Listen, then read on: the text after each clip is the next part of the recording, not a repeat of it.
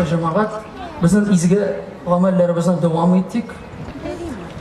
Boshqalar g'afu etdik.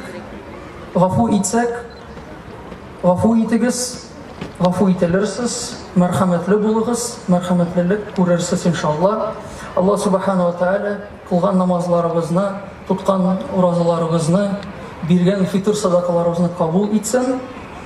Hem Ramazan hurmatini gunohlarimizni g'afu etsin. Assalomu alaykum va rahmatullohi va barakatuh.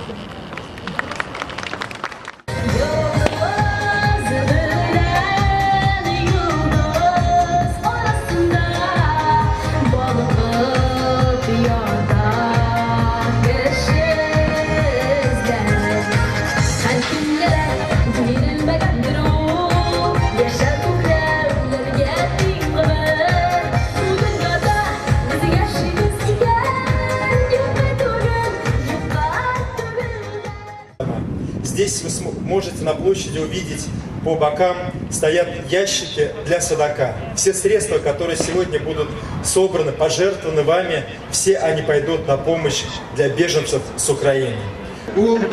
Akşa salmadınız mı yardımga?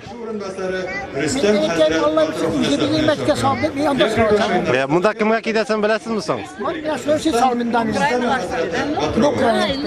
Ukrayna gitemi. Bilmeyim koya gitkenin. Ne için salmıyorsun Ukrayna'ya ciber getiremezsin mi? Bize farklı karasına başlayan kim Ukrayna karamayacak? Melike Hanım G'ilmetdinova ko'zlari ko'rmovchilarni o'qituv o'zagi direktori. U yurak bilan ko'rarga, motorlab to'dirarga ham boshqalarga yordam etarga yarata. Har kim dunyoni yo'qshirta ola.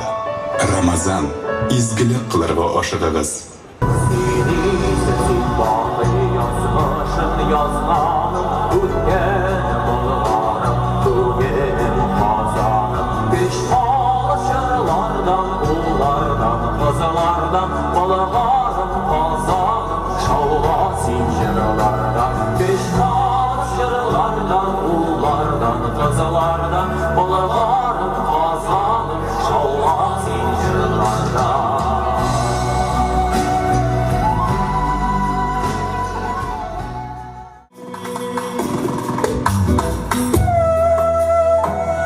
Senin yavrundum Ali,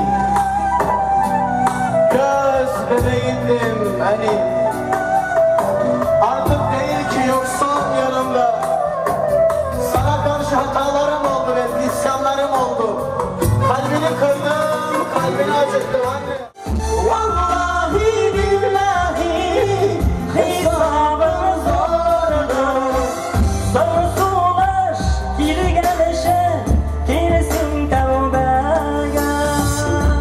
Allah razı olsun. Maşallah şıllatta bu birinci tapkır birinci repetitsiyasiz boshqarildi. Shunga ko'ra da g'afur etarsiz. Birga bo'lib turib qardoshlarimiz bilan birga ijod etishga nasib bo'lsin. Allohdan Alloh sevgilarimiz bizning bek ko'p. Shunga ko'ra da ularning qardoshligini birga totib, tonib, birga yashashga nasib bo'lsin. Bek zo'r rahmat sizga. Alloh razı olsun sizdan. Çok teşekkür ediyorum.